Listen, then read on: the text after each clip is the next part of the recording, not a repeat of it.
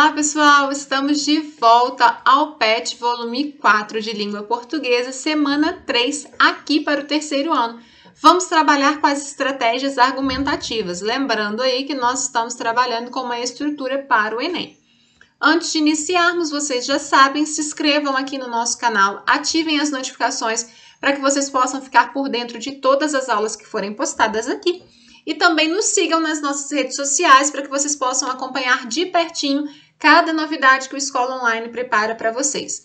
Eu sou a Mari, eu sou professora de Língua Portuguesa aqui do Escola Online e a nossa aula começa após a vinheta.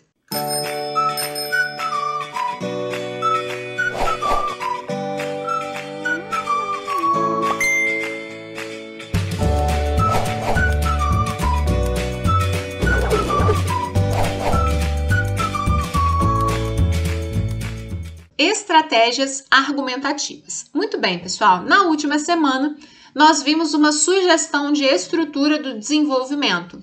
E eu falei que nessa parte do texto nós colocamos, evidentemente, as nossas estratégias argumentativas, né? O que vai embasar a nossa defesa.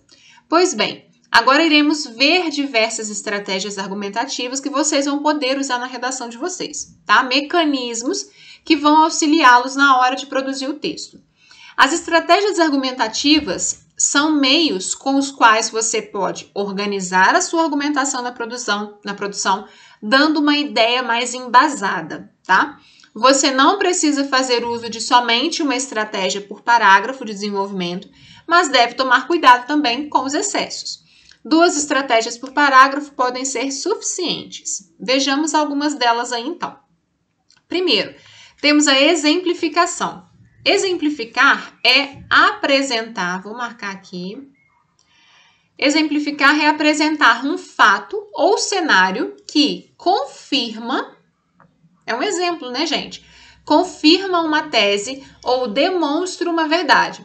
Então, olha, certos comportamentos humanos não podem ser tolerados e, por isso, precisam ser constantemente relembrados para que não se repitam, como o massacre dos judeus pelos nazistas. Então, eu coloco ali elementos que vão dar a ideia de uma exemplificação para fortalecer a minha defesa. Enumeração. Enumerar, opa, que riscão que eu dei ali em cima, gente. Enumerar é fazer uma espécie de lista especificada, uma relação metódica de algo. Normalmente, a gradação em uma numeração. Então, a gente vai ali subindo, né, normalmente, ou descendo, também pode ser em ordem crescente ou decrescente, de enumeração. O Brasil, se quiser deixar de ser um país em desenvolvimento e se tornar um país desenvolvido, precisará urgentemente de algumas mudanças.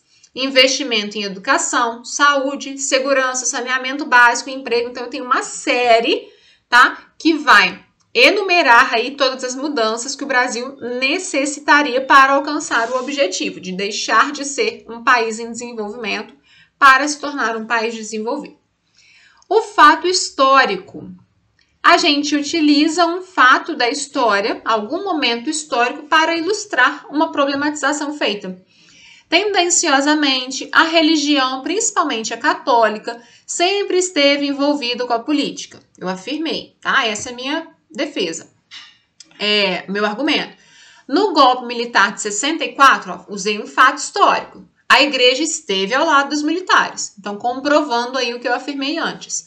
Só após os seus terem sido perseguidos e torturados, passou a reagir e a lutar em defesa de seus membros. Ok. Próxima, a comparação. Comparar é confrontar elementos, identificando pontos de analogia ou de similaridade entre si, numa relação de igualdade, superioridade ou inferioridade.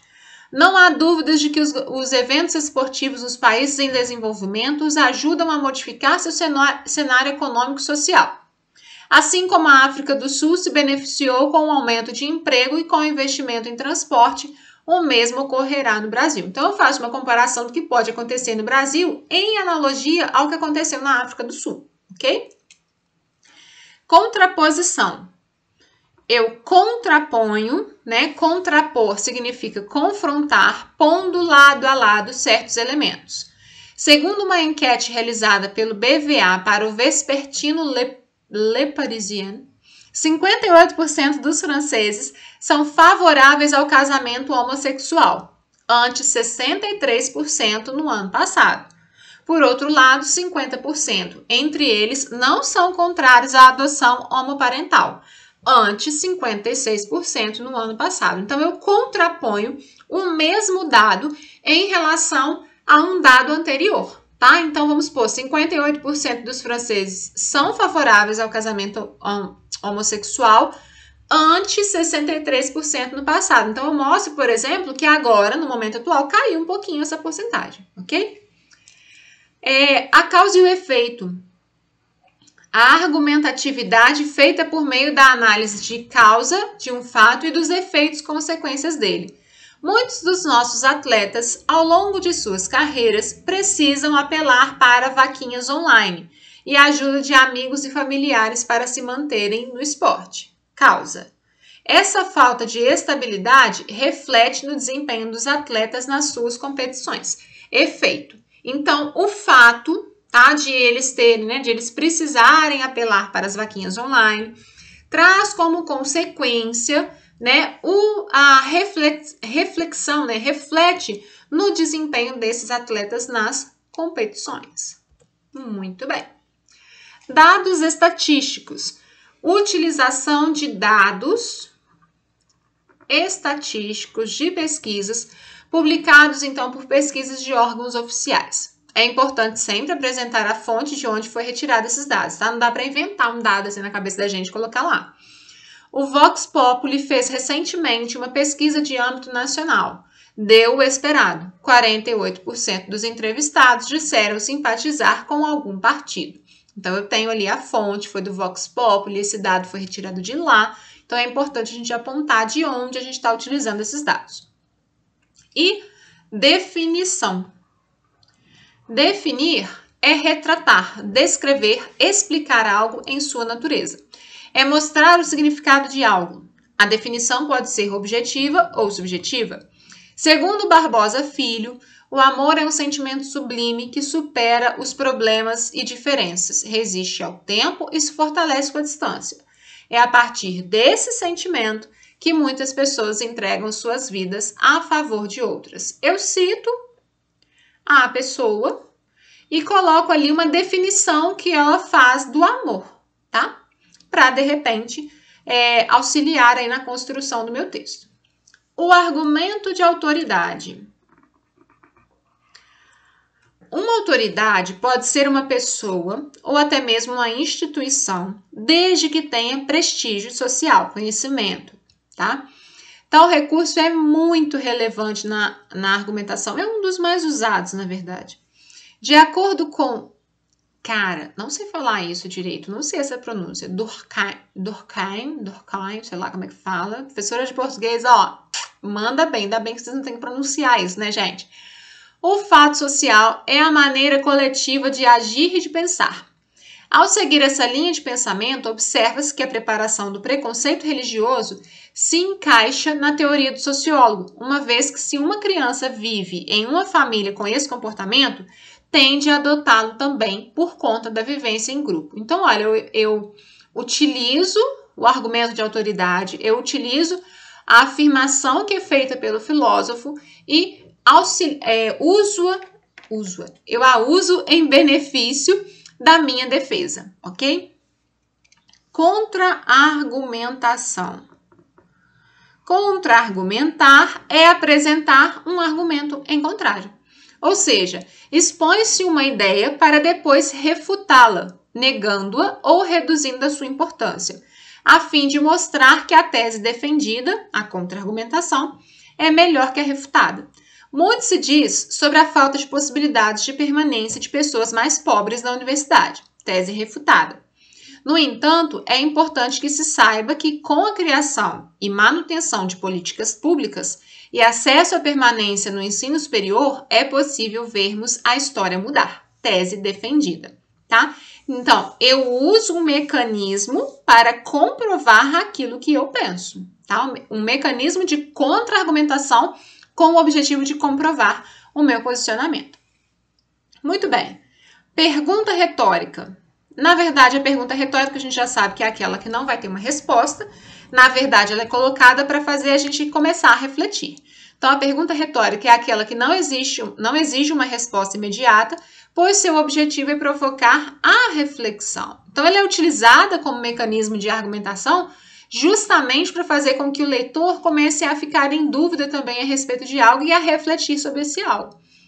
Em vista da pacificação das favelas do Rio de Janeiro, a força militar vem sendo muito elogiada por sua precisão e competência. Precisamos realmente de uma nova ação militar para restaurar a paz nas comunidades ou agora é o momento de levar cultura a elas? Então é uma pergunta que não vai exigir uma resposta ali agora, mas que deixa no ar uma tendência, né, da gente pensar, poxa, em vez de usar o reforço militar, por que a gente não pensa em levar cultura? Tá? Ela faz a gente refletir para o lado, mais ou menos, que o autor deseja. Muito bem. Atividade 1. Leia o trecho seguinte. Identifique a estratégia argumentativa utilizada e justifique sua resposta. Conforme Aristóteles, a poética deve ser utilizada de modo que, por meio da justiça, o equilíbrio seja alcançado na sociedade. Sugestão de resposta. Foi utilizado o argumento de autoridade e a causa-efeito. Foi explorada a autoridade de Aristóteles para demonstrar a relação de causa e efeito entre a prática da justiça e o equilíbrio social. Eu cito primeiro a autoridade, que é Aristóteles, com o seu pensamento, para mostrar essa relação de causa e efeito. Através da justiça, quem sabe, o equilíbrio seja alcançado na sociedade. Simplíssimo. Atividade 2. Coloquei a resposta primeiro, muito esperto. Leia o trecho seguinte. Identifique as duas estratégias argumentativas utilizadas e justifique sua resposta. Segundo Albert Einstein, cientista contemporâneo, é mais fácil desintegrar um átomo do que um preconceito enraizado. Sob tal ótica, é indubitável que inúmeras ojerias religiosas presentes no Brasil odierno possuem ligação direta com o passado. Haja vista os dogmas católicos amplamente difundidos no Brasil colônia do século XVI. Sugestão de resposta. Foi utilizado o argumento de autoridade, tá? Quando eu cito lá o Albert Einstein, usou-se a figura renomada de Albert Einstein para sustentar a ideia da dificuldade de se romper com os preconceitos sociais, ok? Muito bem. Ótimo, deixa eu ver. Na verdade, a gente pode citar também uma alusão aqui, olha, porque faz uma alusão histórica aqui, ó, Brasil colônia, para fazer uma comparação com o Brasil atual. Predomina o argumento de autoridade, mas a gente poderia completar aqui, além, tá, de uma comparação histórica ao citar o Brasil colônia do século XVI, ok? Poderíamos também. Muito bem. Atividade 3. Leia o trecho seguinte, identifique a estratégia argumentativa utilizada e justifique sua resposta. Além disso, cabe ressaltar que a intolerância às crenças burla preceitos constitucionais. Nessa perspectiva, a Constituição brasileira, promulgada em 1988, após 2 décadas da ditadura militar, transformou a visão dos cidadãos perante seus direitos e deveres. Contudo, quase 20 anos depois de sua divulgação, a liberdade de diversos indivíduos continua impraticável. Sugestão de resposta. Foi utilizada a contra-argumentação. Foi afirmado que a intolerância não é sustentada pela Constituição e, logo em seguida, foi colocado que a liberdade encontra limites para ser efetivamente colocada em prática no país. Ok? Bem tranquilo também. E, por último, mas não menos importante, a atividade 4. Leia o trecho seguinte. Identifique a estratégia argumentativa utilizada e justifique sua resposta. Segundo dados do Instituto de Pesquisa da USP, a cada mês são registrados pelo menos 10 denúncias de intolerância religiosa, e destas 15% envolvem violência física, sendo as principais vítimas fiéis afro-brasileiros. Sugestão de resposta. Foi utilizado os dados estatísticos, foi apresentado um dado de pesquisa da USP, para sustentar a realidade sobre a intolerância religiosa. Gente, aqui na verdade, assim, Vocês não têm que ficar se policiando, identificando qual foi a estratégia argumentativa. Vocês precisam ler as estratégias, compreender o que vocês têm em mão para usar, tá? Então, por exemplo, no meu texto, eu acho mais fácil eu utilizar argumentos de autoridade e dados estatísticos. Para mim, vai ser mais fácil de colocar isso no texto de forma clara e coerente. Beleza, treine em cima disso. Cara, eu acho que eu consigo fazer uma boa alusão histórica, eu tenho domínio de história, eu tenho conhecimento, dá para eu puxar para alguns fatos. Ótimo.